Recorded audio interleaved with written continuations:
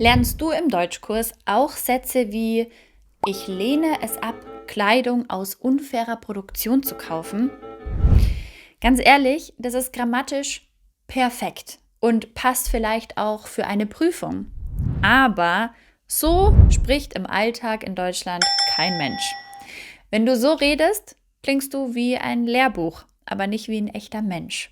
Wir haben heute 6 Beispiele für dich mitgebracht. Für jeden Satz zeigen wir dir, was sagt das Lehrbuch und was sagt ein Muttersprachler wirklich. Besonders Beispiel 5 und 6 sind absolute Gamechanger, weil wir dort einen kleinen sprachlichen Trick benutzen, den fast kein Lehrbuch erklärt. Also, los geht's!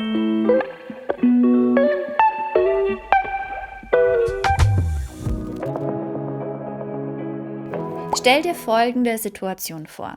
Du sitzt mit deiner Freundesgruppe zusammen und ihr redet über Fast Fashion, also über günstige Kleidung, die oft unter schlechten Bedingungen produziert werden.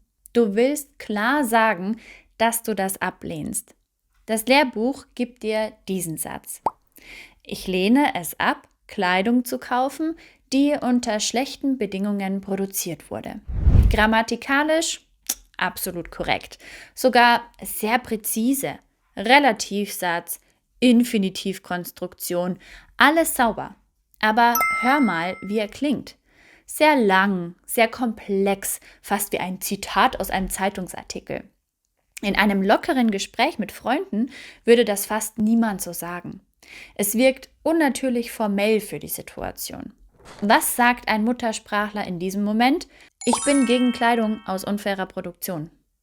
Einfach, direkt. Und du bringst trotzdem genau dieselbe Botschaft rüber. Die Struktur in diesem Satz ist ganz simpel.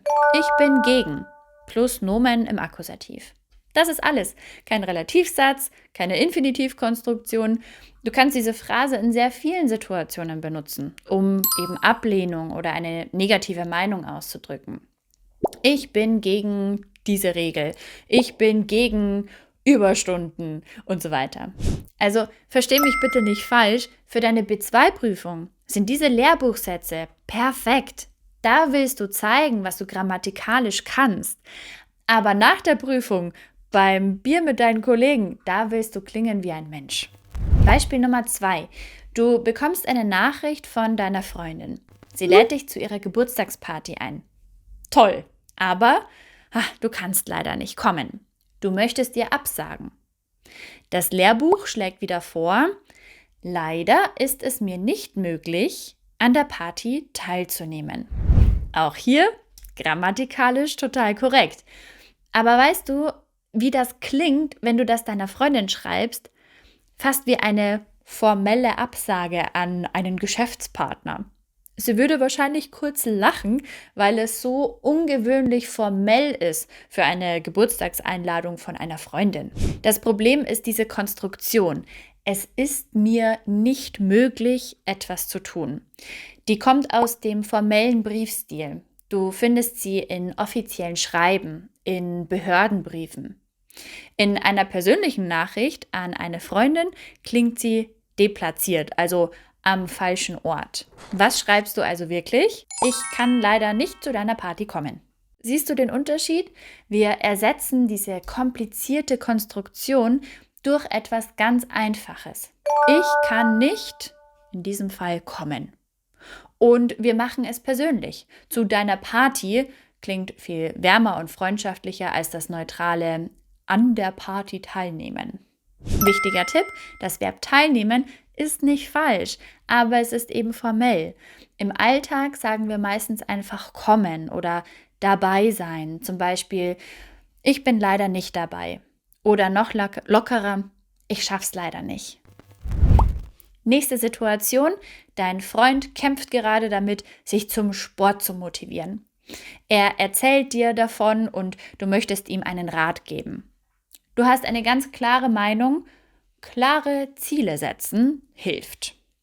Das Lehrbuch gibt dir, ich bin der Meinung, dass man sich klare Ziele setzen sollte. Das klingt fast wie eine Präsentation oder ein Aufsatz. Im echten Gespräch mit einem Freund wirkt das wieder ein bisschen steif und distanziert. Also als würdest du einen Vortrag halten, statt einfach mit ihm zu reden.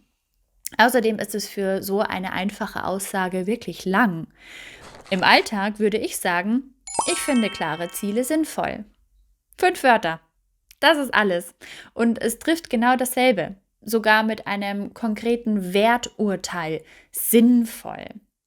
Das Verb finden ist im Deutschen extrem häufig für Meinungen. Also Muttersprachler benutzen es ständig. Zum Beispiel, ich finde das super. Wie findest du das? Ich finde, das macht keinen Sinn. Wenn ihr lernt, ich bin der Meinung, dass durch ich finde zu ersetzen, dann klingt ihr sofort natürlicher in jedem Gespräch. Und genau das ist der Punkt. Wenn dir diese Art zu lernen gefällt, weg vom staubigen Buch hin zu echten, flüssigen Gesprächen, dann ist unser Deutschcampus genau das Richtige für dich. Dort trainieren wir genau diese Nuancen für deinen Alltag. Schau dir das gerne mal an, den Link findest du unten in der Beschreibung. Aber jetzt weiter zu Beispiel 4, das ist nämlich ein absoluter Klassiker. Das ist eine Situation, die viele kennen. Du hast eine langjährige Freundin, aber sie wohnt leider in einer anderen Stadt. Ihr seht euch nicht oft, aber ihr habt euch jetzt endlich zum Telefonieren zusammengefunden. Das Gespräch war schön, aber jetzt geht es zu Ende und du möchtest vorschlagen, das bald zu wiederholen. Das Lehrbuch schlägt diesen Satz vor. Ich würde mich sehr freuen, wenn wir bald wieder miteinander telefonieren würden. Dieser Satz ist, ehrlich gesagt, wunderschön und sehr höflich. Aber er hat 2 Probleme. Erstens, er ist lang und komplex. Wir haben einen doppelten Konjunktiv 2. Wir haben einen Nebensatz mit wenn. Und zweitens, er klingt ein bisschen zu förmlich für eine Freundin, die du seit Jahren kennst. Fast ein bisschen distanziert, obwohl du das natürlich gar nicht so meinst. Was sagst du am Ende des Telefonats also wirklich? Lass uns bald wieder telefonieren. Lass uns bald wieder telefonieren. Kurz und knackig. Und sprachlich auch interessant. Wir benutzen hier lass uns plus dem Infinitiv. Das ist eine sehr freundliche Art, einen Vorschlag zu machen. Es klingt nicht wie eine Bitte, nicht wie ein Befehl. Es klingt wie eine Einladung zwischen 2 Menschen, die sich mögen. Also lass uns plus Infinitiv ist eine super Struktur für Vorschläge im Alltag und ihr könnt sie in den verschiedensten Situationen einsetzen. Lass uns einen Kaffee trinken oder lass uns das zusammen planen oder lass uns bald mal wieder treffen. Merkt euch das, ihr werdet es täglich brauchen können. Nächste Situation, deine Freundin schreibt dir, hey, magst du am Wochenende mit mir in die Berge zum Wandern? Das wäre so schön. Ey, das klingt toll, aber du arbeitest gerade an einem wichtigen Projekt und hast leider keine Zeit. Du möchtest ihr erklären, dass du gerade zu beschäftigt bist. Das Lehrbuch gibt dir wieder diesen Satz, ich befinde mich momentan in einer stressigen Phase. Das klingt fast wie eine Diagnose vom Arzt oder wie ein offizieller Bericht. Das Verb sich befinden ist ein schönes Verb, aber es ist sehr formell und schriftsprachlich. Im echten Gespräch oder in einer persönlichen Nachricht benutzt es fast niemand, um über die eigene Situation zu sprechen. Was schreibst du ihr wirklich? Überleg mal kurz, pausiere das Video und schreib deinen Vorschlag in die Kommentare. Ich würde schreiben, ich bin gerade voll im Stress. Ich bin gerade voll im Stress. Hier ist etwas Interessantes. Das Wort voll bedeutet hier nicht gefüllt. Es ist ein Verstärker, also total im Stress, komplett im Stress. Das ist sehr typisch für gesprochenes und geschriebenes Alltagsdeutsch. Das Wort voll ist eben ein Verstärker und ist extrem häufig in der deutschen Umgangssprache. Ich bin voll müde. Das war voll lustig. Ich habe voll vergessen, dir zu schreiben. Ihr werdet es ständig hören und ihr dürft es natürlich auch selbst benutzen. Übrigens, wenn du merkst, dass du von solchen Videos profitierst, dann abonniere sehr gerne unseren Kanal. Wir veröffentlichen jede Woche neue Videos genau für dich, für alltagsnahes, echtes Deutsch. Und jetzt geht's weiter. Ich habe noch einen wichtigen Punkt für dich. Unser letztes Beispiel. Und das ist ein besonders interessantes, weil es einen kleinen sprachlichen Trick enthält. Du sprichst mit einer Freundin über einen gemeinsamen Bekannten. Ihr habt beide bemerkt, dass er sich in letzter Zeit irgendwie komisch verhält und du weißt nicht so recht, was los ist. Genau das willst du ausdrücken. Das Lehrbuch sagt, ich habe Schwierigkeiten damit, sein Verhalten nachzuvollziehen. Auch hier, korrekt, aber sehr formell. Schwierigkeiten haben, etwas zu tun. Das klingt sehr sachlich, fast wie ein Bericht über jemanden, nicht wie ein echtes, persönliches Gespräch unter Freunden. Und das Verb nachvollziehen ist zwar nicht falsch, aber auch wieder in einem lockeren Gespräch etwas schwer. Die Alltagsvariante? Ich tue mich schwer, ihn zu verstehen. Ich tue mich schwer, ihn zu verstehen. Jetzt aufgepasst, denn das ist sprachlich wirklich interessant. Sich schwer tun ist ein reflexives Verb, das im Deutschen sehr häufig verwendet wird, um zu sagen, ich finde etwas schwierig. Und es klingt auch persönlich, ehrlich, genau eben richtig für ein Gespräch mit einer Freundin.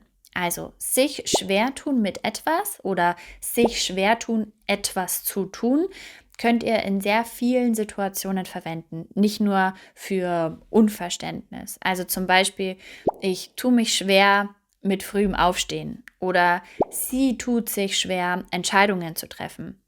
Es klingt also sofort natürlich und lebendig. Und wenn es vielleicht sogar noch kürzer sein soll, funktioniert auch, ich verstehe ihn gerade einfach nicht. Das ist genauso natürlich. Du hast jetzt 6 Beispiele gesehen. 6 ganz verschiedene Situationen aus dem echten Leben. Und vielleicht fragst du dich, na super, wann benutze ich denn jetzt welches Deutsch? Wann ist das Lehrbuch Deutsch richtig und wann nehme ich die einfachere Variante?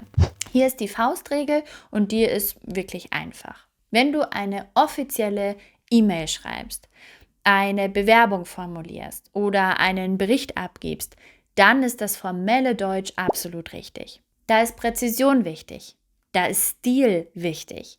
Aber wenn du mit Freunden redest, Nachrichten schreibst oder beim Einkaufen fragst oder einfach im Alltag kommunizierst, dann willst du klingen wie ein Mensch und nicht wie ein Lehrbuch.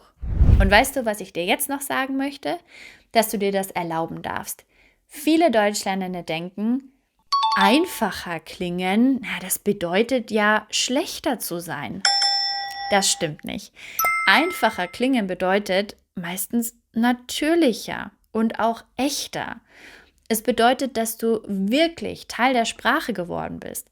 Also nicht nur ein Gast, der Sätze aus dem Buch zitiert, sondern Sprachenlernen ist ein Marathon. Er ist kein Sprint. Und genau diese kleinen Schritte, ein natürlicher Ausdruck hier, eine einfache Struktur dort, das ist es, was dich mit der Zeit wirklich fließend macht.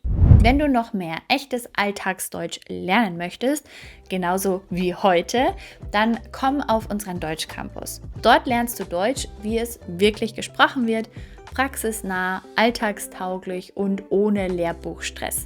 Den Link findest du in der Beschreibung. Fällt dir jetzt noch ein anderes Beispiel ein, wo das Lehrbuch vielleicht viel zu kompliziert ist? Schreib es uns sehr gerne in die Kommentare. Und wir sehen uns dann im nächsten Video.